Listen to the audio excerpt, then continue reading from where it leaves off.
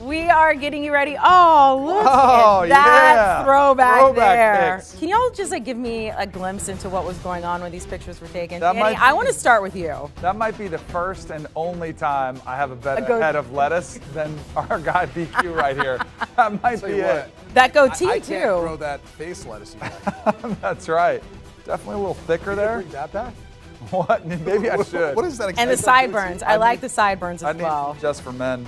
Get that king. Well, maybe it'll bring you luck. Maybe you start doing that. So last week, Brady, you went 11-8. Danny, you went 10-9. Brady's still slightly ahead. Congratulations. I didn't get to see you last week. We got a lot of football left to be played. This is, to me, a huge weekend. A lot of great games, but also some big spreads, especially in some of these more competitive games. It'll be a lot of fun, Danny. See, I'm all about chemistry, team chemistry, camaraderie, so I'm going to point out that we're both well over 500. That's true. And let's just, the competition keeps pushing us to greater heights.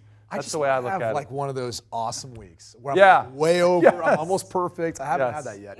You had a really good one. It was good at the beginning. Like you guys went back and forth a little bit. Let's both elevate. Okay, let's get into this week. Week 10 here, starting with number 1 Tennessee at number 3 Georgia. Tickets, by the way, to get into this one start at about $500. It is the closest line for Georgia all season. They are still favored by more than a touchdown here. They're favored by 8.5. The total 66. Brady, we'll start with you. That line seems really big for two teams. At least statistically speaking, they're really evenly matched. The only exception is the defense, and that's in part because Tennessee's given up so many big plays. They give up more trips down to the red zone. They give up a higher percentage of points in the red zone as compared to Georgia, which is much better in each one of those situations, limiting big plays, red zone defense, all that stuff. I'm more curious, though, because I think I know what we're going to get out of Hendon Hooker. It's how Georgia can shut down Jalen Hyatt. And we know what Tennessee likes to do, the up-tempo offense, wide splits, and they really try to isolate those wide receivers and then force you to have to adjust. Either play man-to-man, they'll run by you. Play off, they'll throw in front of you. You play outside, they'll break inside. That's kind of the predicament that they put Georgia in. This is a Georgia defense that's about as good as anyone. I don't feel good about it. I'm laying the 8.5 points here, though. I do see a scenario where Hendon Hooker just is the better quarterback between him and Stetson Bennett. And that's not taking anything away from Stetson Bennett, but he's coming off his worst performance of the season so far versus Florida last week. Georgia, devastating loss to that defense. Nolan Smith, their lead sacker, lead guy with tackles for loss, a loss for the season also, but out for this game, and a leader of that defense is one of the veterans out there. But I'm with you. I think you lay the points with Georgia playing at home. I think there's a championship pedigree here that's going to showcase itself, and a championship defense which is going to showcase itself. And also Tennessee, as much as we've talked about them, and they've had a fantastic year, and I don't want to take away from them, they're still well in the 80s as far as total defense. This defense is gettable, and I think the run game of Georgia is really going to be crucial.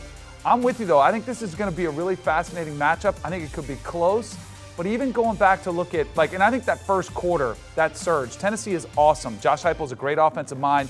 They've outscored their opponents incredibly in that first quarter. I think Georgia has to withstand that initial surge, and if they do, I think they'll handle it. They'll run away from them late. If they don't, it's not like the Alabama game. Remember, it was 28-10, Tennessee. Yeah. You're like, this is going to be a rout. Bama comes back. I don't think Georgia can come back like that, but I think they control them and don't give up the big play early in this game. Two things. The first is the tight ends for Georgia. Yeah. I just want to see who's going to match up with Bowers and Washington. I mean, they both have their own unique skill set of why they're so hard to match up with. Washington, his size and athleticism.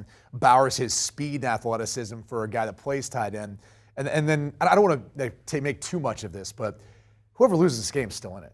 Like bottom line is, based on what we saw from the college football playoff rankings, I look at it and I say each one of these teams, whoever loses, is still in a really good position if they win out to still make it into the playoff. And I'm saying not go to the SEC championship game. They're still going to be in that conversation, I think. I think it depends on the score.